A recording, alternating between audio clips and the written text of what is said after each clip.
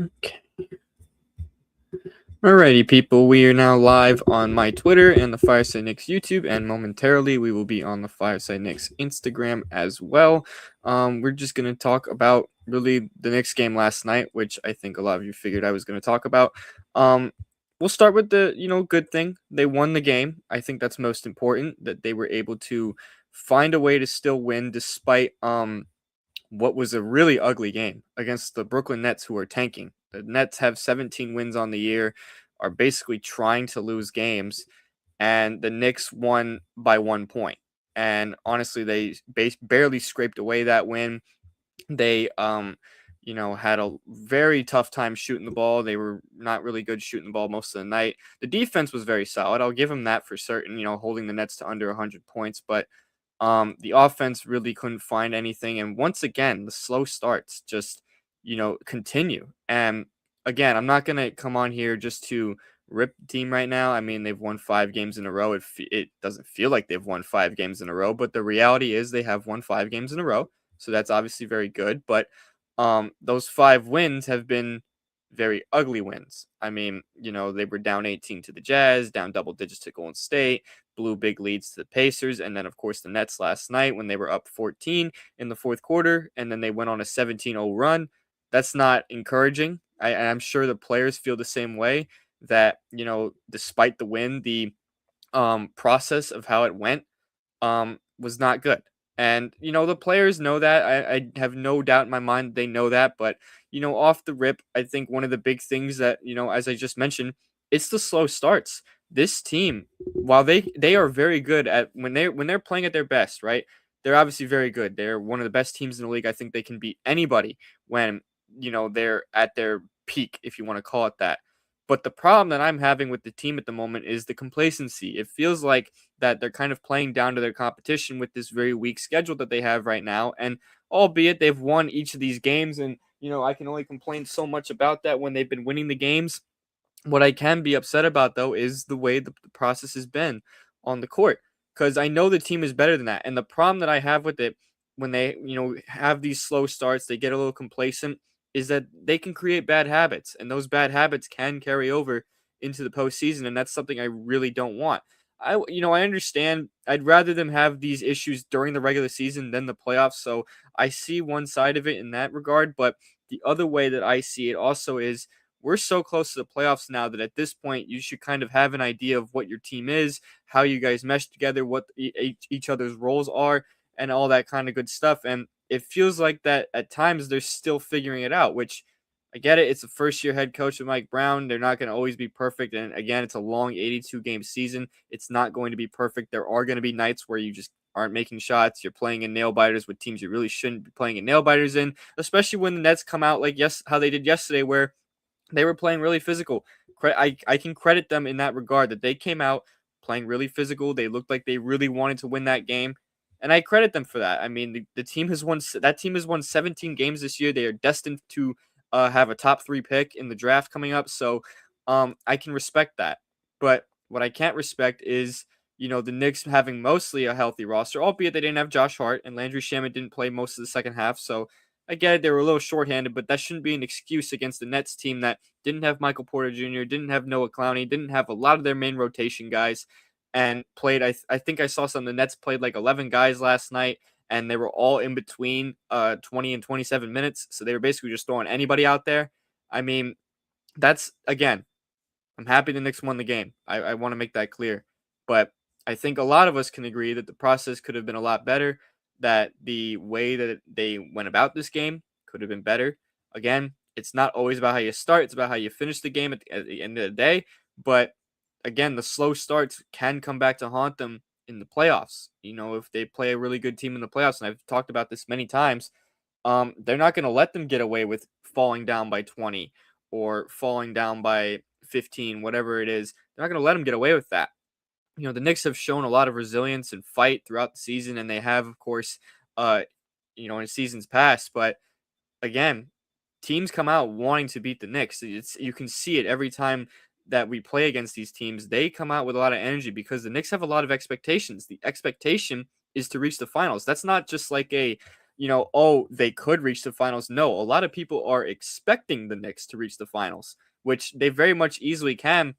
I think they're more than capable of doing that. But if you're playing in nail biters against bad teams, yeah, it's going to leave me a little discouraged. I'm going to be a little worried because I don't want these bad habits that they're having right now with the slow starts and stuff, for example, to carry over into the playoffs. That's not what I want. I think this is kind of the time of the season where you want to create the good habits. You want to figure out who you are. You want to really kind of get the best of your team.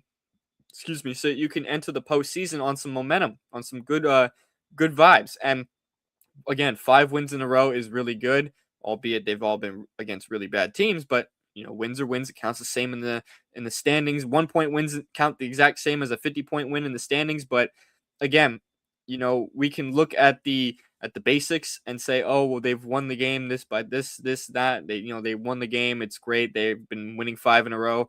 But we can also look at how it went about, through the film or through any of all that, and go, well, they turned the ball over 20 plus times. I think the Knicks actually had a season high in turnovers yesterday. So, there's a lot of things that need to be cleaned up.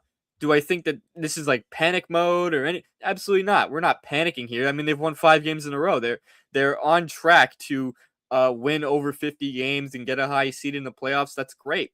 But again, we're holding this team to a different standard than we have in years past. We're not holding this team anymore to just let's make the playoffs and try to go as far as we can. No, we're holding this team to we're trying to win the finals right now this season. This is the opportunity to do it, especially with Cade Cunningham being injured, especially with the Pacers not being in our way this time. Obviously Celtics just got Jason Tatum back, but I think we can beat the Celtics. I think they're a different roster than they were last year. All that being said, I think the Knicks have the opportunity right in front of them to control the East. And again, they can easily still do that. And other good teams in the East have had bad games against bad teams. I know the Pistons have lost to the Nets once this year. They also have lost a game to the Jazz earlier this year. The Cavaliers have lost a game to the Mavericks. Obviously, the Knicks lost a game to the Mavericks too. But, case in point, good teams will lose to bad teams once in a while. The problem I'm having is that the recent trend of slow starts, it's not just like one game. It's not just like a one-off thing where you have an off night. No, it's been happening now for a greater part of the last 2 weeks. And really, you could even argue it's been happening for a greater part of the past month because the starting five had always been the problem before. But now it's almost everybody on the roster is just getting a little complacent at the beginning of games. And it takes a while to find them a rhythm. Again, I'm glad that they are able to eventually find that rhythm and come back and win games. But I want to see this team play with that same intensity for all 48. I don't want to see this team basically sandbag the first half and go down and then have to play catch up against a team that really you should be able to play the garbage time people in the fourth quarter against. So with that being said, I do want to show some interesting things that have come out from, the past couple nights. I'm going to take this overlay off the screen on the YouTube and Twitter for a second. I'm going to pull up this quote from Mitchell Robinson, who, not where is it? I think it is this one right here. Yeah, here we go. This one right here. So, if you guys are able to read this, great. I know it looks a little different on the Instagram than it does on Twitter and YouTube. But basically, in short, Mitchell Robinson said, quote, "We can't just look at their record and just say, all right, we're going to whoop their ass. We've just got to be better altogether. And until we figure that out, it's going to be a long road." And that quote came in the post-game press conference that he had yesterday, or in the media scrum, whatever you want to call it. He's right here. This is pretty much the point that I've been making, that the players know that they can't just be having these slow starts. They know they have to, come out firing, keep their foot on the gas, and get going right away. They can't just afford to constantly start the game slow and find themselves down a big hole and, struggle against a team that really you shouldn't be struggling against. Because, I'm just going to put this out there. And again, I'm not a betting person. I know some of you guys might be, though. The Knicks were 18-point favorites last night. 18 entering the game. That is one of the highest spreads that the Knicks have had all year. And on Polymarket, they were a 94% chance to win the game coming in. And again, I know all that stuff means absolutely nothing. But I'm just saying that the fact that it went, that they were favored that heavily and they won the game by 1 point, you can look at it and go, and for the Nets' sake, I mean, obviously the Nets are trying to tank, so maybe they don't care that much that they ended up losing the game. But that's an inspiring effort by the Nets young guys and a rather discouraging effort by a Knicks team that has claimed many times this year that they are title contenders and that they can compete for a championship and all that good stuff. And with that being said, it's not. I don't want to make it sound like that I think the Knicks suck because they won the game by 1 point. No, I think the Knicks are still a very good team, and I think that they're more than capable of going on a deep run this year, making the NBA Finals perhaps, and really even possibly winning a championship. But I think some people also are underestimating just how tough it is to win a title. And granted, I know a lot of Knicks fans know how much the team has suffered, and it's been 50 plus years since they've won a title. I wasn't even around for the last time they made the NBA Finals, which was 1999. I was not even alive for that. So, you know, I get it. I understand that, some fans do know, but I think some other fans also think that, the Knicks can kind of just, pack in the regular season and then expect to just turn it on in the playoffs, which if they do, fine, great. I'm not going to be, upset about that. Obviously, the playoffs is what ultimately is going to make the big difference when it's all said and done. But when you kind of just pack the regular season in, it goes back to what I said in the beginning. It creates bad habits. These slow starts, for example, are becoming a bad habit because now we've seen it now 5 games in a row where they're falling down double digits to a team that they shouldn't be down double digits to. Um, and it's probably been longer than that since we're seeing the starting units start the game off slow. Again, slumps happen in basketball. It's a long season. And I get that the priority now is to prioritize health and make sure everyone is rested and ready to go for the playoffs because that's obviously going to be, very tough given just how deep the East is this year. But again, you want to be in a good rhythm. You want to feel good about your team and you don't want to enter the postseason with questions that are left unanswered. And I think one of the questions that is currently left unanswered is, can this team play with the same intensity for all 48? I think that is a fair question to ask right now because, we saw after the Golden State game, Mike Brown was pissed. Mike Brown was not happy about how they played. He wasn't happy about going down 21 to a Golden State team that didn't have like any recognizable faces, playing in that game. He was very pissed off and rightfully so. So, with that being said, I think the Knicks do have adjustments that need to be made. And again, I don't know if it involves making a change to the starting lineup. I don't know if it involves benching some guys like Bridges, for example, who I'm going to talk about very shortly. I don't know if it involves just waking up or staying locked in, staying composed. I don't know if they need to do something different in practice. I don't know. I'm not going to pretend like I know the answer to this question just because, again, I'm not around the team. I'm not Mike Brown. I don't know anything about what they're doing in practice or what they're working on. And again, I'm not questioning anyone's work ethic. They definitely are working very hard off the court and stuff like that. But I think the lackadaisical efforts at the start of games is what's frustrating. It's not just frustrating to me; it's frustrating to a lot of people as well. And I think it's fair to criticize it. I think it is definitely fair to criticize even a team right now that they're 46-25. That is a fantastic record. It is, but I do still think it's reasonable to criticize or be concerned about some of the habits that they've had or some of the stretches that they've done. I think it's definitely reasonable to be worried about that.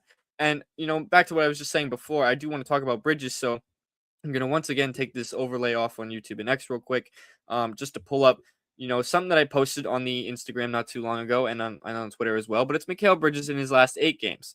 Again, we've talked about Mikal Bridges a lot over these past few streams, and I don't want to make it a theme at this point to I guess stat watch Mikal Bridges because that's not the kind of guy I'm trying to be. It's not the kind of fan I'm trying to be. But the fact of the matter is, he is still once again not in rhythm. He's averaging only 7 points in his last 8 games, 4 rebounds, shooting 33% from the field, 25 from three. It's a 41% true shooting percentage. He's only scored in double figures twice. Last night, he had 9 points on only 7 shot attempts. I don't know what it is at this point. I really don't. And I'm not going to talk too deeply about Bridges at the moment just because, again, I've talked about him so much. But the fact of the matter is, it's continuing where I wouldn't even say it's continuing. I think it's getting worse to where Bridges just can't find any sort of rhythm whatsoever. And I don't know if it's fit. I don't know if it's just confidence. I don't know if it's meant. I really don't know. I don't know. And the problem here is this: Bridges could easily turn this around in the postseason and figure things out, and that would be great. I would be very happy if Bridges is able to do that and to, be, I guess, the clutch defender that he was last year and making some big plays and what have you. But this right here, at this time of the season where we're still fighting for the second seed or even the first seed, it's not acceptable. It's not. We talk about him a lot, I know, but it's just getting a little I'm very agitated about it at this point because I've been waiting for Bridges to turn it around. I've been waiting to, I guess, I don't want to say the word proven wrong because I'm not trying to make it sound like that I care about the agenda, but the fact of the matter is that it's just not enough right now, and I'm getting frustrated of waiting for him to turn it around. I want him to um, be the kind of guy that we expected him to be when we brought him here, which was, be a serviceable wing option, a guy who's consistent, a guy who's always available, good shooting, good rebounding, good defense, versatile, all that stuff. That's what I've been hoping for. And, in November he looked like that. And now he doesn't look like that. And that's what's really upsetting because I really had high hopes for Bridges coming into the season. I really said that Bridges was going to thrive under Mike Brown. I did. And for the first month, he really looked like that was the case. But right now, it just hasn't been. Right now, he has really been struggling. And again, I'm not going to spend my entire time on here ragging on him, but I think it is worth pointing out just because this is an important player. When he's able to get going, it raises the Knicks ceiling a lot. Obviously, we said that about Cat, but it applies to Bridges as well. Bridges is supposed to be a, I guess, depth piece here, or not. I wouldn't say depth piece, but he's meant to be like that extra option to kind of take a load off of Brunson a little bit. But when he's not doing anything, we see what the Nets were doing last night, where they were double teaming Brunson and blitzing him and giving him a lot of problems all night. Brunson was not good last night, honestly, he wasn't. And part of that was self-inflicted wounds on Brunson's part, just not taking good shots or not making the right reads on the passes. But the Nets also came with a lot of aggression, a lot of physicality that they were able to just continue to double team him because really, outside of Karl-Anthony Towns, nobody else could really get going on offense. I mean, OG Anunoby was fine in the second half. He was really good in the second half, but Bridges was, a guy who really was doing nothing on the offensive front for all night, and he played 36 minutes. So, I don't think the Nets were particularly worried about what was Bridges going to do. I think they were, just focused on trying to stop Brunson. And really, I credit them. They did a good job at really, I know Brunson hit a couple big shots down the stretch, but overall in the night, it wasn't a good night for Brunson. So if Bridges is able to, snap out of this, it changes a lot. It really does. We saw against San Antonio when he had 25 points in that blowout win. They blew out San Antonio by 25. I mean, you are able to be you can be a really tough team to stop if Mikal Bridges is able to continue to perform at that high of a level. And at this point, though, I really just don't know what's wrong with him. I'm not gonna, speculate that he's hurt or that he's going through stuff. I'm not gonna speculate none of that. But something's off. I don't know what it is. I don't know if it's, again, mental, or maybe he's not getting along with Mike Brown as well. Maybe they're just not clicking. Maybe he's still trying to figure out his role, which, again, I hope that's not the case because we're in March now. We're in late March. The playoffs start in less than a month. I want Mikal Bridges to kind of understand what his role is. So if he doesn't really understand what his role is, then that's a separate problem. That's a problem, I guess, for his part, but also for Mike Brown's part too, because Mike Brown needs to be able to firmly establish these roles for these guys and really get them to understand it and adapt to it. So if he's still having trouble doing that, then that's a separate conversation we can have. But, again, I think a lot of us can agree just we need to see more from Mikal Bridges. We do. It's simple as that.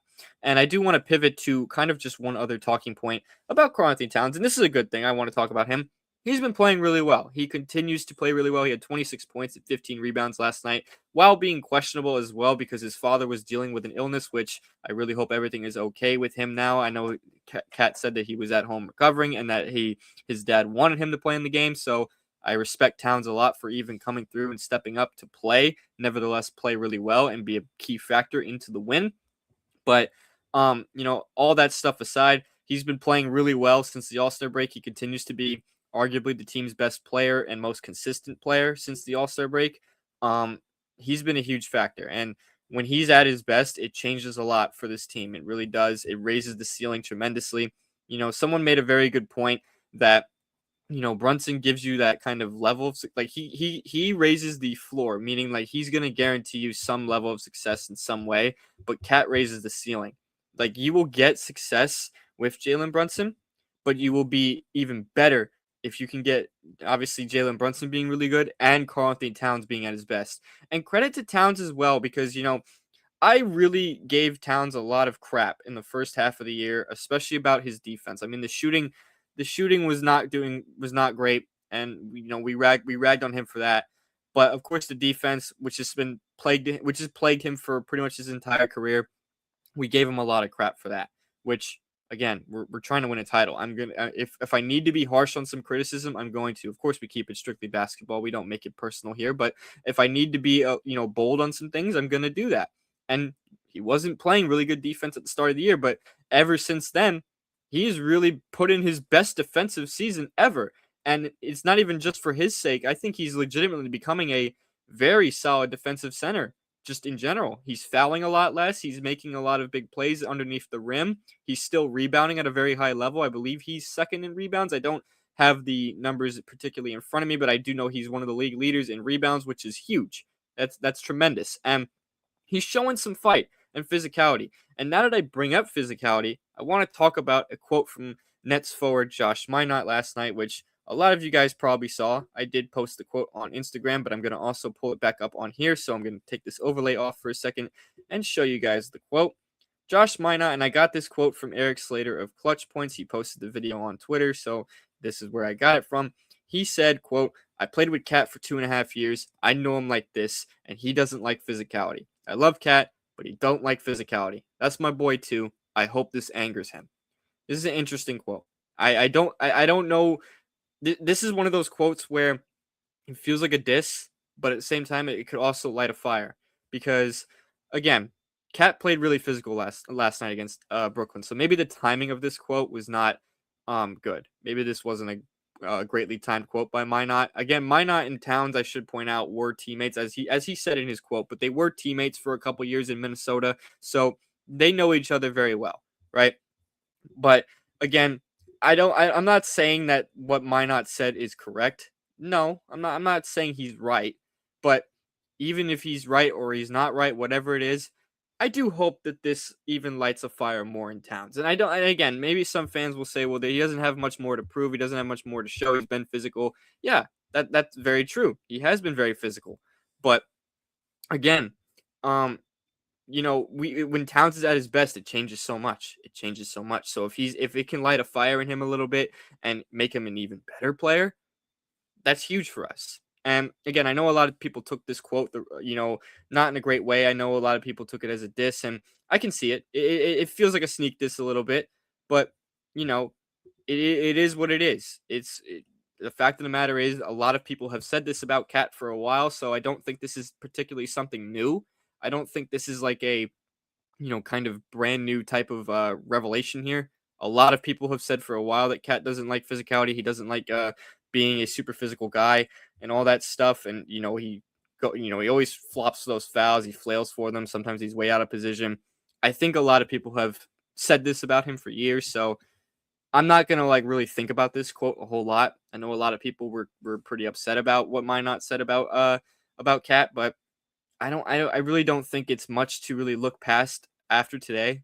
I think it's just, it's a former teammate kind of dissing him a little bit on the physicality, but he was also just very passionate because he really wanted that win. I saw another quote from him. He said he really wanted that game really bad. You could just tell by the energy that Minott was playing with last night. He was easily the Nets' best player and easily the guy the Knicks were having the most problems against. So it is what it is, but I'm looking past it. I don't think what he said is really anything too obscure. Again, a lot of people have said that about Cat for so long now. So whether that affects Cat or not, it is what it is. I really just hope it doesn't negatively affect him. But I hope if it does make an impact on Cat, that it makes him an even better player than he is right now. Because again, we're trying to win a title. We need the best out of everybody. That's why I've been talking about Mikal Bridges on the stream. That's why I'm talking about Cat right now and talking about the slow starts, because when we're trying to win a title, we have to hold them to a higher expectation and a higher standard than we have in the past. We can no longer, this isn't 2022, 2023 when we were just happy to be a competitive playoff team once again with potential to grow and become a finals team in the future. We're at that point now where we're ready to go to the finals. We're ready to win a championship. We're there right now. So we're going to hold them to the expectation of, well, we need you playing at your best or we're not going to the finals. Because, with the way the Knicks have played of late, sure, they've won 5 in a row and they've been 21-7 since that players only meeting in Dallas. But, aesthetically and looking at how they've played, it's not their best brand of basketball. And a lot of us can probably agree with that. There's a lot of things that they can adjust, that they can make. And granted, they still have time to make those adjustments. They have 11 games left to really figure it out. And I hope they do, because if they can enter the postseason on a high note and, be in a good position to go on a deep run, then great. We can make a deep run to the finals. We can go to the NBA finals, possibly win a championship, all that stuff. But we want the best out of this team, and a lot of things have to go right for us to be able to do that. That's why we hold them to such a high standard. That's why we nitpick at stuff a little bit here, because I know some people will interpret it as, complaining or never being satisfied, and if that's how you interpret it, that's fine. I really don't care. You're allowed to have whatever opinion you want. You're allowed to fan however you want, but I personally want more out of this team. I expect more out of this team. I have very high expectations for them. I predicted they were going to be the 1 seed and that they were going to be the number 1 offense and win 57 games this season. That's what I predicted before the season began. So my expectations are huge. So maybe to some that's lofty. Maybe to some it's too high of expectations, but I think it's perfectly fair to have a big expectation for this group. I think it's perfectly fair. I really do. I do see a comment on YouTube, and I'm just gonna pull it up real quick. Joel Joseph said, "What's up? What's up, man? I really appreciate you tuning into the stream on YouTube. And if you're also on YouTube, feel free to comment. If you're on X, feel free to comment. Instagram, I know a handful of people have been commenting, and don't worry, I will get to those comments very shortly and pass it off to you guys in the comment section to rip off some takes from you guys and also just chat with you guys about this group. But I wanted to spend the first couple minutes on here to really just dissect what's been happening of late, because we've been coming up. I've been doing these streams a lot more lately. You guys seem to really enjoy them, and it's because we're in playoff push mode. We are in time of the we're in the time now where we want to see what this group looks like heading into the postseason, so we can feel good about them possibly making a deep run. I want to feel good about them. I don't want to have to go into the postseason questioning if they're going to still start games slow, or question if their 3-point defense is going to still be lackluster, or question if their offense is going to go ice cold if Jalen Brunson doesn't have it going. I don't want to go into the playoffs with those kind of concerns. You know what I mean? I don't want to I don't want it to be that way. You know what I mean? And again, it is what it is, what we got going on right now, but they've been winning games, albeit barely. I'm happy they're winning games, but I want the process to be better. Sometimes it's not just about the outcome. Sometimes it isn't just about simply winning the game. Sometimes it's about how it looks. You know what I mean? If again, they could go next week and they could end up beating Oklahoma City. They could end up beating Houston, or they could beat Charlotte because they have Charlotte twice. They have Boston again this year. They have Atlanta, who's been red hot. They could beat all those guys easily, and maybe the conversation around the team changes. Maybe we're not going to be harping on these 5 games that are going to be forgotten about because they won, which they were supposed to win. We'll forget about them. And I know they have big wins against San Antonio twice, and they have big wins, 2 big wins against Denver, 2 big wins against Boston. Big wins all around. They have and they have 2 wins against Cleveland as well. They have a lot of statement wins this year, but at the same time, there's still those games where consistency kind of becomes an issue. The consistent issue right now, they're starting games slow, and they're finding themselves in holes that they really shouldn't be in. And we know they can dig themselves out of it. We've seen they can dig themselves out of it. I mean, they've won 5 games in a row. They end up coming back each time and winning the game, which is great for resilience. But why put yourself in that position to begin with? I'm not saying they're purposely doing it, but why? Why put yourself in a position where you're down double figures to a team that's tanking, a team that's in the lottery, when these games do have meaning? Somebody pointed out, someone tried to say the other day that the game didn't really have meaning because of who they played. I don't think that's true. I think that these games have the same amount of meaning as the games coming up against Houston and Oklahoma City and Boston and whoever they're playing as a contender. I think these games against Brooklyn and Indiana and Utah, and then coming up Washington and New Orleans, I think they have the same amount of meaning, because the Knicks are still fighting for that 2nd seed, possibly even the 1 seed as well. These games matter. They can't just afford to just drop a game to the Brooklyn Nets because, oh, because they sat some guys or because, oh, it's just basketball. No, you can't afford to do that. You cannot drop these games right now. And I'm glad that they're not dropping these games, but I don't like how awfully close they've come to dropping these games. A loss to the Nets last night would have been catastrophic to any chance of them getting the second seed. That would have been really bad if they would have lost to Brooklyn last night. And they were very close to doing so.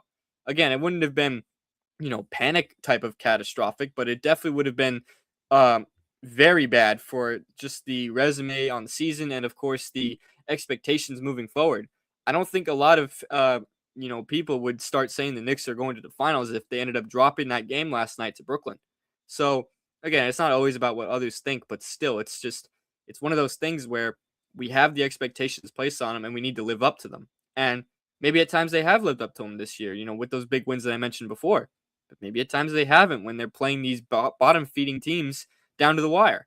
When these should be games you blow out a team by 40. I mean, look at Oklahoma City when they played Brooklyn the other night.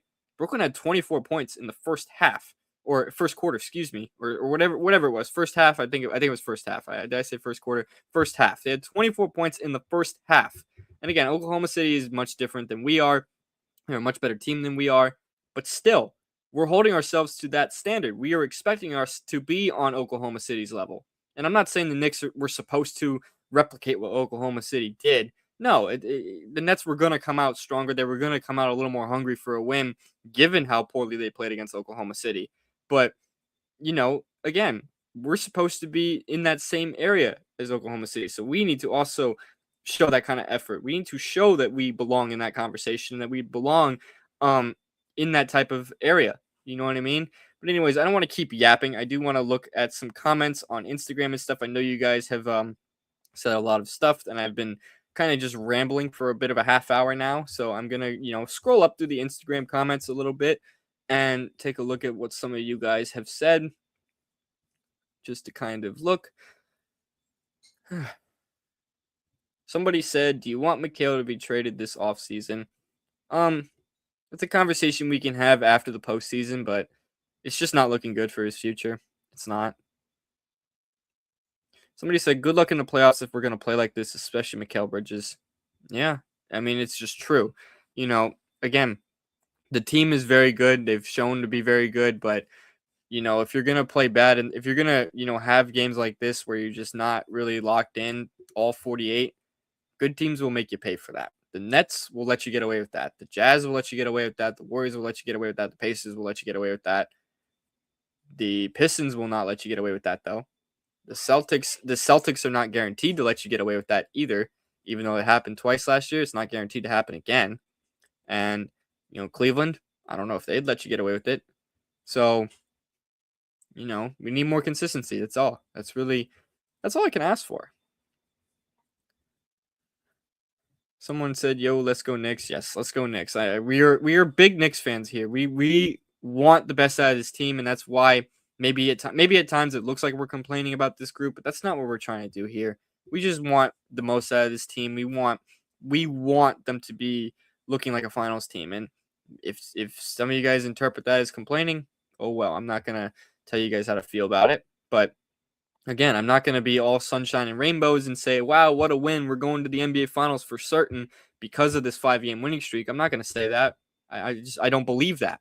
I believe that they can make the finals, but I don't believe that these 5 games are an indicator of what the postseason of them. I don't think these past 5 games is an indicator of them being a elite team. I think these past 5 games is an indicator of they're a good team, but they have some issues. And I think that's fair.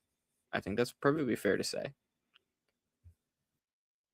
Somebody said we can't be this inconsistent in the playoffs. Yeah, that's exactly my point.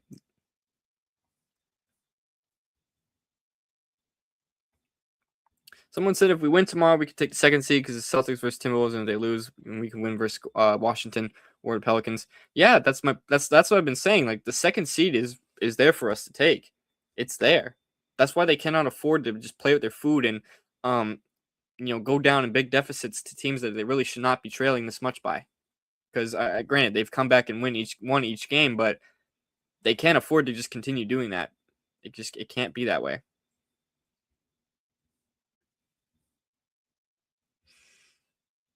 Let's see. I'm just going through some comments to kind of just see what you guys have had to say.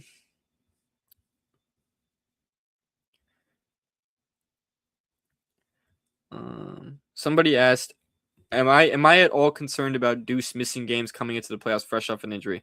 Yes, of course I am. I until we have better clarity on what Deuce McBride's timeline looks like, I'm gonna be very concerned about one, when he'll come back, but two, what he's gonna look like when he comes back. Is he gonna be the same Deuce McBride that he was before the injury? Is he gonna be the same 3-point shooter, the same good point of attack defender, all that stuff, the energizer? I'm absolutely going to be worried about that. Until we have better clarity on when he's coming back, I'm going to always be thinking about um how is he going to look. And I don't, you know what I mean? I don't want it to mess up any continuity because obviously Deuce's return is going to cut into someone's minutes.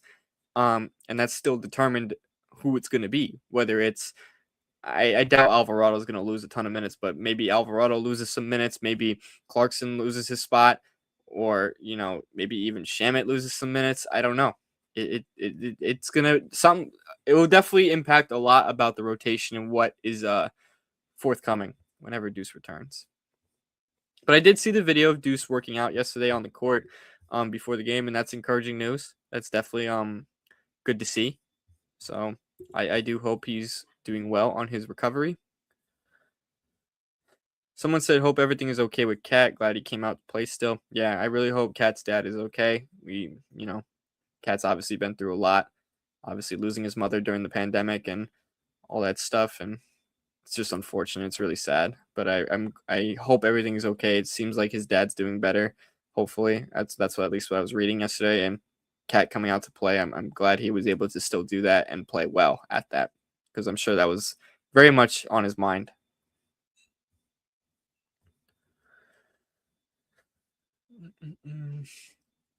I'm just going through some more comments. I can't get to every single comment. There's just a lot of comments, but I will get to as many as I can. Someone said, so this is what somebody said, and he was probably alluding to some people's comments suggesting to trade Bridges, so I'm going to point this out. He said, stop the hate on Bridges, man. Bad stretch for him, and everyone's on him. Yes, he needs to level up his game, but no, he doesn't need to be traded. I hear you. I don't think he needs to be traded right now either. I'm not gonna outright say that because, again, what I said before, I want to see what happens in the playoffs before I make that kind of statement. I think saying we need to trade him is a very bold statement at this point in the year. So, I think that there's definitely some issues though in terms of how he fits, and maybe he's just not the right fit for this group. Maybe his play style doesn't mesh. I don't know what it is, but um he's definitely got an uncertain future. I'll put it that way, and he's got a lot to prove in these next coming weeks and into the postseason. Just going back through the Instagram comments.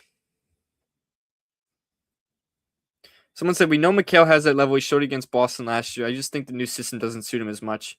Yeah, it's pretty well said. I mean, I don't think Tom Thibodeau's system really suited him well either, is the problem though. So that's why I'm wondering if it's maybe it's both coaches. Maybe both coaches' systems just somehow don't work well with him at all whatsoever. But it could also very well be that he just doesn't fit with the roster. Maybe he doesn't fit with the group. Maybe he doesn't fit with Carlton Towns and OG Anunoby. Maybe he doesn't fit. And it would sound weird for me to say he doesn't fit with Jalen Brunson because, I mean, they won titles in Villanova together. So I'm not going to say that, but I don't think Jalen Brunson's really the issue or the reason for Bridges being who he is. I think it's because we've seen even in games with Brunson's not shooting the ball well, or even in games Brunson doesn't play, it's still the same Bridges. So I don't think it has anything to do with Jalen Brunson whatsoever.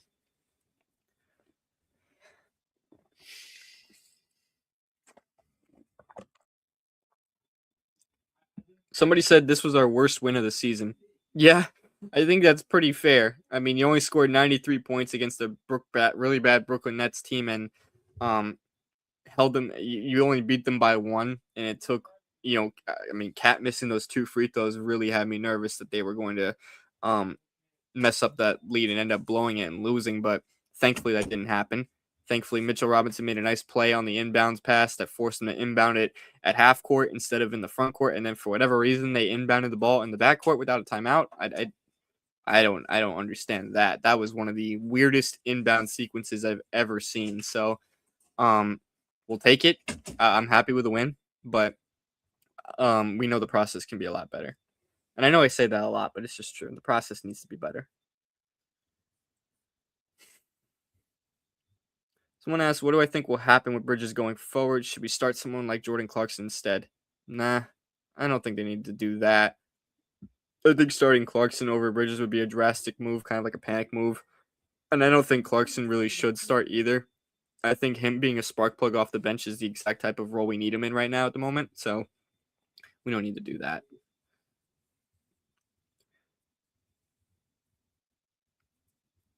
Someone said, I will believe that now. After seeing him show up last season, he's been very promising. That's why we gave him the bag. I mean, yeah, I know he can show up when if we're talking about I'm assuming we're talking about Mikhail here. I know Mikhail can show up um when we need him to. I know he can. I've seen him do it. I need to see it more often though, because there are times this year we have needed him to do more and he hasn't. That's just the truth. So I don't know. Uh, and I don't want to always make every stream about Bridges, but it is what it is. And I do see a comment on YouTube, so I'm going to pull it up. I'm going to take this overlay off for 1 second so I can get the comment up on here so you guys can see. Someone asked, and this was from the same person from before, he asked, how do you want Bridges to end the season? And then he followed up with 20 points, lots of threes. His jump shot is affecting, I swear. I don't even need Bridges to drop 20 points. I really don't. I want Bridges to be a guy who can, I don't need him to drop 20 points a game. I need him if he gave me a cool 15 a night. I know he's averaging 15 roughly, but like if he gave me a cool 15 a night on decent efficiency and consistently decent efficiency with a good shot volume and good defense, I'd be more than happy. But right now, he's kind of just out there on offense. He's not really doing anything. I mean, he scored in double figures twice in the last 8 games, and he's only had, I think, 25 or more points like twice all season. I'm not saying I need him to drop 30 points regularly, no, but for a guy that we brought in to become like a third option or a second option, I expected more. I did. And I've been expecting more, and I've kind of been waiting for him to really channel it on and really get it going for a while now, and that just unfortunately hasn't really been the case. So until I see that happen, I'm gonna always be very skeptical on Mikhail. But I'm not out on Mikhail fully at the moment. I mean, I'm getting there. I'm not gonna lie to you guys, but I'm not. I'm hopeful that he turns it around. I mean, he's still on my team, so I'm hopeful that he still turns it around and really gets things going. But right now, he just hasn't provided enough. That's just the truth. I've scrolled down through the Instagram comments a little bit just to kind of catch up to some of the more recent ones. So if I skipped over your comment, I do apologize for that. I can't get to every comment. It's just a lot of people have been commenting. Someone said, "Man, I want Kolek on the court." I wouldn't be too upset if Kolek did start playing again. I do think they could use the extra playmaking. The problem I have is that Kolek, one, of course, is undersized, and he's not the world's best defender. I know he gives effort on that end, but you know, it is what it is. And as far as the sometimes he doesn't handle ball pressure really well, so it is what it is. Someone asked if the stream was lagging, if it's pre-recorded. I do apologize if the stream is a little laggy. I do see that the quality is not the best right now, and I don't understand why that's the case, but I do apologize for that. If you guys can at least hear me still, then we'll just roll with that. So I hope that doesn't deter you guys away. I know the quality is not the best at the moment, and again, I don't know why that's the case. I've tried lowering the stream quality to kind of improve that. I guess sometimes it just lags. I'm streaming this on Instagram through the system that I use to also get it to X and YouTube as well. So maybe that's playing a part in it. But as long as you guys are able to hear me, then we'll just roll with it for right now. I can't really. I don't want to spend so much time trying to troubleshoot when that'll take up a lot of time. So I do apologize if it's a little laggy though. Someone asked, should we be worried about the Hornets a little bit? Can you talk about that? Yeah, absolutely. I can talk about that. The Hornets are definitely a team to monitor because that team has been very good for a greater part of the calendar year 2026. And what has also been a huge thing with the Hornets is that they've had some huge wins over good teams. So they've shown that they can handle good teams. I think we'll get a real idea of where the Knicks match up with the Charlotte Hornets coming up, because we have 2 games against them to close out the season, one at home and one on the road. So right there, we'll get a good sense of exactly where we are with the Hornets. But I do think that the Knicks objectively are a still much better team than the Charlotte Hornets. So with that being said, I don't think the Knicks should be worried about the Hornets, but I do think they can't. I do think they should not let their guard down, if that makes sense. They shouldn't treat the Hornets like the Hornets of last year. They should treat the Hornets like a good basketball team. Someone says Sohan needs more minutes. I mean, he's such a good defender. Yeah, I hear that, and I know Sohan's a really good defender, but I don't think Mike Brown really knows how to use him. Mike Brown kept using him in lineups with centers that can't space the floor, and I think that was really hurting the Knicks offense a ton. So I don't, again, maybe that's just a Mike Brown thing. If they're going to use Sohan, I want to see him as a small ball 5. I want to see them use Sohan in that way. I don't want to see Ariel Hookporty getting minutes. I don't want to see that anymore. If we're going to use Sohan at all, like in any game that Mitchell Robinson may sit, I want Sohan to be the backup 5. I just want to see. I just want to see. I want to see if it's feasible. I want to see if it works. I don't think Ariel Hookporty is really an NBA level center right now. So that's my take on that. Someone said Con Knipple is that guy going to be one of the best 3-point shooters ever in the league? Absolutely. Con Knipple is a beast. That guy is really, really good already. It's kind of insane. The rookie class this year has been phenomenal.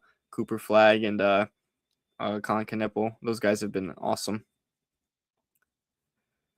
I'm going to go back to see if there's any comments on YouTube, and I do see that there was another comment left from the same person, so I'm going to pull it back up. And I think he was talking about Mikhail here. He said he always hits rim, but it's a miss. His normal shoot stroke is so slow. When he speeds it up in the game, it's always a miss. Only those wide open corner threes are makes. And you know what? He's not even really making those corner threes at the moment either. And he was one of the best corner 3-point shooters throughout a greater part of the year. So I don't know why it's happening. I honestly think it's confidence. I think there's no confidence in him whatsoever, and I've noticed it over the past few games. He's becoming more hesitant. He's not taking as many shots and not as aggressive taking those shots. Sometimes he makes the extra pass. He makes the right extra pass. It's unselfish play, and you do like seeing a guy being unselfish despite them, struggling, instead of just forcing the issue and trying to force their way to makes. But at the same time, he's not getting in any rhythm because he's not confident shooting the ball. He's not willing to put more shots up. So, it's give or take. It's one of those things where I really don't know which version of Bridges we're gonna get each night, and I don't like that. I like knowing what kind of version we're gonna get. Like now, I feel comfortable knowing what version I'm gonna get of Cat each night. I know most nights I'm gonna get a good version of Jalen Brunson. I know most nights I'm gonna get a lot of effort on defense from guys like OG Anunoby and Mitchell Robinson. I don't know at all what I'm gonna get out of Mikal Bridges though, and that's what I don't like. I like knowing what I'm gonna get, not living in an unknown situation here. Someone asks, can I talk about Shamit downfall? I don't think he's downfalling. I think he's just in a really bad slump. He had been shooting over 40% like throughout the entire season. He was bound at some point to cool off. I mean, the guy plays off the bench and he's on a minimum contract. He was bound to enter a slump at some point. I do think he's still providing energy on defense though. It hasn't been perfect, I know, but I do think he's still giving that same intensity. Um I don't think the shooting issue is exactly affecting him on that end of the floor, which is good. So, despite Shamit struggling lately with the shooting, I do think he's still providing an impact in a positive way. I don't think it's totally I don't think he's like a total net negative right now.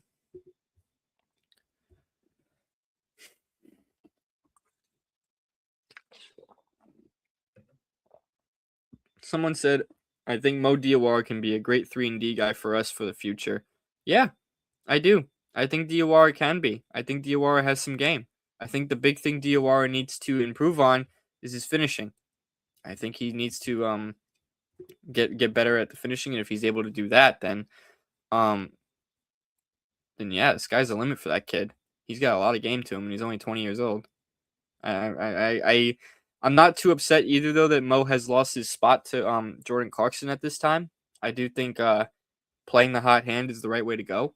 So, especially at a time like this. So, we'll just see what happens. We'll live with it for now.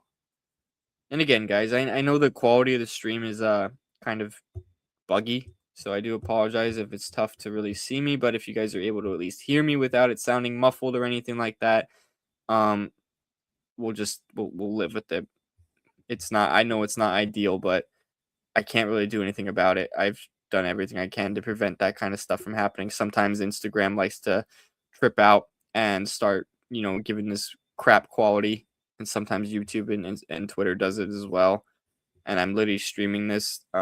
I'm streaming to all of these platforms through the same site. So again, that could be playing a part in it. But sometimes the quality comes out fine. So I don't get why the quality sometimes likes to decrease. So if it's that way for you guys, I do apologize for that, because that's not obviously what we want. But we'll just have to deal with it. I don't want to spend 30 minutes during the stream troubleshooting it and trying to figure it out when if you guys are still able to hear me, we can just talk through it and just keep it pushing. You know what I mean?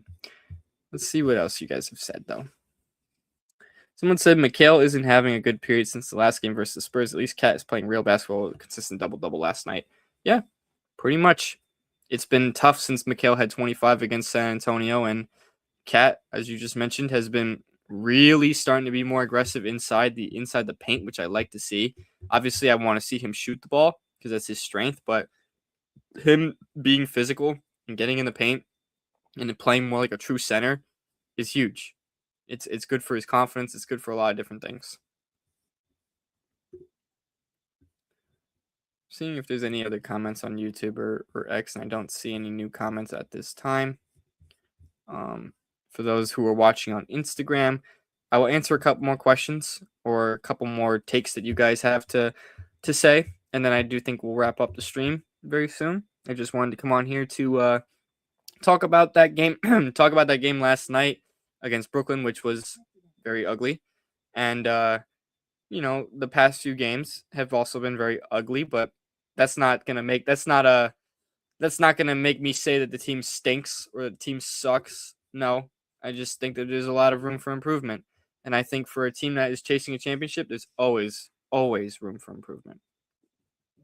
Someone said, I feel like JB has been in a little slump as of late. Absolutely. He has been in a slump shooting wise, but I think, I've seen this conversation going around a bit, so I do want to talk about it briefly. I don't think it's anything to worry about. We know Jalen Brunson's going to end up turning it on in the playoffs when it matters. And plus, too, I think the playmaking and assisting that he has done of late is definitely taking a step forward. And I think he's still impacting the game in a positive way, despite the shooting struggles. Now, last night, I do think is a bit of an outlier, because last night, I will say I was a little disappointed in the stretch that Brunson was having, especially when they were up by double figures and quickly let it go. I was a little disappointed in how Brunson played. I'd be lying if I said I was not, but I'm glad that he was at least able to turn it around at the right time and come through with the win. Sometimes you got to win an ugly game, and it happens, but, last night was definitely rough for Brunson. Definitely one of his it was probably one of his worst games of the season up to this point. I think just in terms of how comfortable he looked out there, I think he was just never comfortable against that Brooklyn Nets defense really all night. Someone says he's gotten a little careless with the ball. I mean, a little bit. He's definitely forcing the issue a little bit on some of these passes. I think it just comes with adapting to a different role. He's trying to adapt to become more of a playmaker as opposed to taking all the shots. So, the turnovers are going to come. Obviously, it's not ideal, but I'm confident that he can turn it around and it won't make it a regular issue. But of course, we shall see. I'm not an expert, so and again, I know that person said those 7 turnovers were against the Lakers. He's had a couple bad turnover games. It's happened. It happens again with adapting to a different role and becoming more of a playmaking type of guy as opposed to what he's used to, which is taking all the shots. Someone said the Celtics had a close game against Memphis. We're not the only team in a slump. You have to remember they're getting to the end of the season. Oh, no, I understand. I get it. It happens in an 82-game season. You're going to have nights where You just don't have it, and you're gonna have nights where you're struggling against a bad team, or a bad team's gonna play a little tougher than you are. It happens. It's an 82 game season. The season's really long, but I think it's fair to criticize them at this point. One, because of how frequently it's been happening over the past several games, but also because of really because of the expectations we have on them. We're almost at the playoffs. Playoffs are less than a month away. I want to see them playing at their best at this moment. I want to see them really figure things out and really get going. And I want to see them be at their best. I want to see them play their best brand of basketball because I know they can do it. So, excuse me. So with that being said, I get it. Good teams are gonna have bad nights against bad teams, but I think it's happening a little too much. I think it's happening a little too often for our liking and for what we expect out of this group. So we'll see if anything changes in the coming weeks and into the postseason. I'll answer 2 more questions and then I'm gonna wrap the stream up. So if you guys have anything you want to ask, whether you're watching this on X, on YouTube, or Instagram, I do apologize that the stream looks a little laggy and the quality is not the highest, but we'll get through it and we'll talk it out. We'll just chat. We'll just, as long as you guys are able to hear me, as long as I don't sound muffled to you guys. Again, I don't know how I sound on the stream, so if I don't sound muffled, then we'll just live with the camera quality, I guess, not being top tier at the moment. We'll just have to live with that. Let's see I've seen a couple more questions here. Someone said, who do you think will be the biggest non-starter contributor I'm assuming he means in the postseason as well. That is a really good question. I think the biggest non-starter contributor, I'm gonna say Mitchell Robinson. And Mitchell Robinson, I know, is basically a starting center. He's just coming off the bench because Cat is in his place. But we saw Mitchell Robinson make such a huge impact last year in the postseason.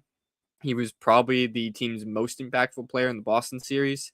So I'm going to say him. I think if Mitchell Robinson is able to stay healthy throughout the postseason and continue to be a force on the glass, on the offensive rebounds, the defensive rebounds, of course, the rim protection, I think a lot of games are gonna get flipped in our favor because of his impact. So that's who I'm gonna say for that one. Someone said, I think Mikhail needs to be sat down. His Ironman streak is very gimmicky at this point. Yeah, I get it. It's an Ironman streak that not many people have had, and he's still a ways away, obviously, from reaching AC Green for the record. But I think maybe resting him would be beneficial.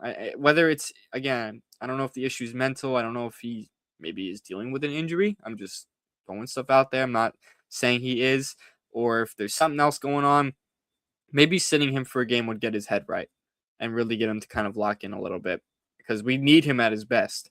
We more importantly need him at his best for the postseason than his Ironman streak. Because quite frankly, I don't care about his Ironman streak. I mean, it's cool that he has it, but that's not what we're here for. We're not here for cool Ironman streaks and participation trophies. We're here to win a title. And if sitting a game to rest and recoup means doing that, then maybe it needs to happen. Someone asked if I'm worried about the game versus Oklahoma City coming up. No. If they lose the game, I'm not going to lose sleep over it. Oklahoma City is a wagon. I just want to see them compete. And honestly, they already proved to me that they can compete against OKC the last time they matched up. I know OKC was missing Jalen Williams and a couple other guys, but we didn't have Mitchell Robinson. We didn't have Deuce McBride either. So I think both teams were missing pretty important players, and the Knicks played that game really close, and honestly, they could have came away with the win if a couple calls went their way. So I'm not worried about it. If they lose the game, it happens. I would be lying if I said I was expecting them to win against Oklahoma City. I'd be lying if I said that. So if they win, I'll be pleasantly surprised. If they lose, oh well, I'm not gonna lose sleep over it. It happens. The Oklahoma City, like I said, is a wagon. They're really good. They're still the best team in the NBA, despite not even really being a fully healthy roster all year. So, I'm not worried about it. The only games I'm really looking at coming up that are gonna matter, I'm looking at how they'll do against Boston one more time, how they'll do against a red hot Atlanta team, and how they'll do against Charlotte, who has also been red hot. because they have Charlotte twice. So those are the games I'm circling the most right now at the moment to see really how they're going to look against those guys and how they match up. Because quite frankly, we won't have to worry about the Oklahoma City Thunder unless we go to the NBA Finals and unless they make the NBA Finals, if that's the case. So I'm not really looking at how they're obviously how they play against the Western teams matters, but I'm looking at that a little less right now than the Eastern Conference teams because the East teams are the ones that they're going to have to go through to get to where they want to be. So those games are going to matter a little more than how they look against Oklahoma City and Houston, who they've already proven that they can compete with those. They've beaten Houston already once this year, and they played Oklahoma City down to the last shot. So we know they can compete with those teams out west. It's the teams in the East that I'm looking at.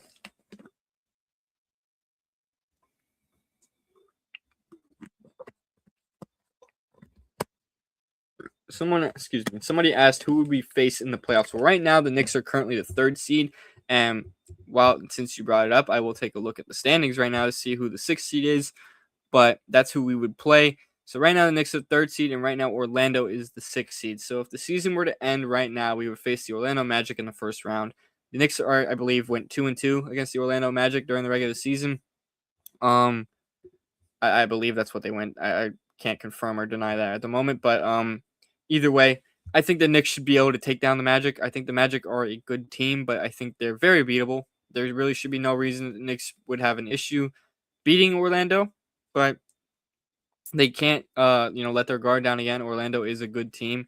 There's a lot of and right now as I'm looking at the standings too, there are a lot of good teams right now in between seeds 5 through 10 that can easily jump up. Right now, there's only 3.5 games that separate the Raptors and the Hornets. The Raptors are the 5 seed, the Hornets are the 10 seed. There's only 3.5 games that separate those right now at the moment. Right now, you have Toronto at 5, Orlando at 6, Atlanta 7, Miami 8, Philadelphia 9, and Charlotte 10. So, with that being said, the East is very competitive. It's very tight at the moment, but the Knicks could honestly handle every single one of those teams. I don't see how they should have an issue dealing with any of them. They should be able to beat each one of those teams. So, yeah, we'll see what happens, but they're definitely not teams either that we should just gloss over and not really think about. Someone asked, do you think we can take the 2 seed or even the 1? I do think the 2 seed is very possible. Do I think they're going to get the 1 seed? I don't think so. The Pistons last night clinched a playoff spot, and they're still winning games even with Cade Cunningham's injury. So I don't think they're getting the 1 seed. I think it's too late now to get that, unless, of course, Detroit has an epic collapse on the same level as like our 2-9 stretch, and we continue to win. But I don't see it happening. I'll take a look right now at the Pistons' remaining schedule just to kind of see exactly what they got coming up. So they have the Lakers coming up on Monday. That's going to be a tough game for them because the Lakers have been red hot. Luka Doncic is like solidifying his MVP case at the moment. And then they have Atlanta, who's also been red hot. But then they have New Orleans. That's a gimme game for Detroit. Then they have Minnesota. That's a tough game. And then they have Oklahoma City, another tough one. Toronto, tough one, but I think Detroit can win that game. And then they have Minnesota again, and then Philadelphia, Orlando, Milwaukee, Charlotte, and Indiana. So they have some tough games, but they also have a couple gimme games. And given that there are 5.5 games that separate us and the Knicks would almost need to be perfect to claim that 1 seed. And I don't know how possible that is at this point in the year, because the Knicks have a very easy schedule, but they also have some tough games, as I've mentioned a couple times in the stream today. So I don't think 1 seed is possible. I do think 2 seed is very possible. They're only 1.5 down from Boston right now, but Boston just like refuses to lose. So it's getting tough to get that 2 seed. Looking at Boston's upcoming schedule, though, they do have some tough ones. They have Minnesota on Sunday, which is definitely going to be a tough one for Boston. But, again, I think Boston can win next at home. Then they have Oklahoma City. That's a really tough one for Boston. And then they have Atlanta. So, again, tough one, but I think they can beat Atlanta. Then they have Charlotte, tough. Then they have Atlanta again. They have a lot of good teams coming up on their schedule. But then the Celtics kind of close the year out on a relatively lighter schedule. In April, they have Miami, Milwaukee, Toronto, Charlotte, us, New Orleans, and Orlando. Again, that's not the easiest schedule. Obviously, there's some tough ones, but being that there's some gimme games thrown in there and that Boston has shown that they can really handle good teams this year, well, I mean, to a degree. I mean, I think they're like what 3-6 against like really elite teams. So I mean, I guess to a degree they've shown that. To a degree they haven't shown that, but I think again, the Knicks have to be like perfect. And if the Knicks lose that last matchup against Boston at the end of the season, that can really affect their chances of getting the second seed from them. So um a lot will have to go their way. Somebody did comment from X, and I do want to pull it up. I just now seen the comment from all we've talked about. Still Knicks in 6 no matter what, and I like that energy. I do. I do. I hope that whoever the Knicks play in the playoffs can win a playoff series, not just in 6, but in less than 6. So, yeah. But again, of course, it doesn't matter how many games they win in a playoff series if you win the playoff series at all. But that's just how we operate here. I will answer one more question, and then I will wrap this up. Someone asked if I'm from New York. No, I'm not from New York. I'm actually from Florida, but I have family that's from there and stuff, so that's why I'm a Knicks fan. I'll answer one more question. No basketball. One more Knicks related question, and then I'm gonna end the stream. So if anyone has anything they want to say to me, whether it's a take you got or a question you actually want me to answer, feel free to drop it in the comments. If whatever platform you're watching this on, whether you're on Twitter, YouTube, or Instagram. Somebody said, "Yo, what's up, man? How you doing? I hope everybody is having a nice Saturday. I know it is the first day of the round of 32 in March Madness, and those games have been very crazy. The tournament has been very good so far. That Kentucky game yesterday was insane. Shout out to him hitting that half court shot to force overtime. That's awesome. That is exactly what March is all about."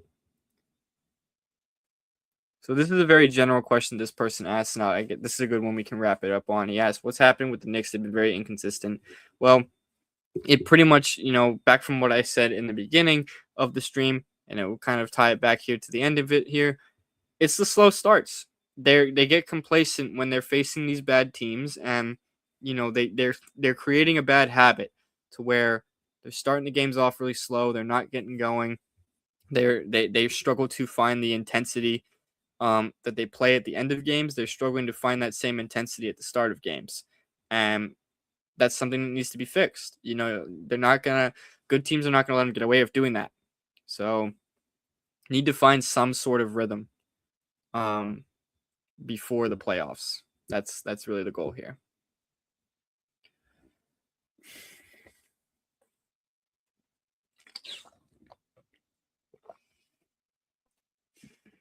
Anyways, though, guys, I don't see any more questions or any more comments on any of the platforms that we're on, so I do think this is a good place to wrap things up. I really appreciate everybody who tuned into this stream. I know this was a little bit of a long one, but just wanted to talk some Knicks with you guys, and we're chasing the title, so we have a lot of expectations, and I'm hoping things end up going the right way for us. But again, it's not panic mode. We still got 11 games left. We still have some time to figure things out, and I'm confident and hopeful that they will do exactly that. Anyways, guys, if you did enjoy this stream, let me know in the comment section below on any platform, whatever you guys watched. You make sure you can follow my Twitter account. If you're watching on YouTube and Twitter, it's right there on the screen. If you're on Instagram, it is at Dylan Backer ESM.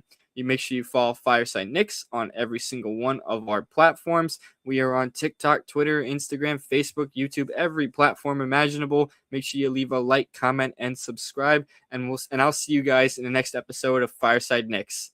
Peace out, and let's go Knicks.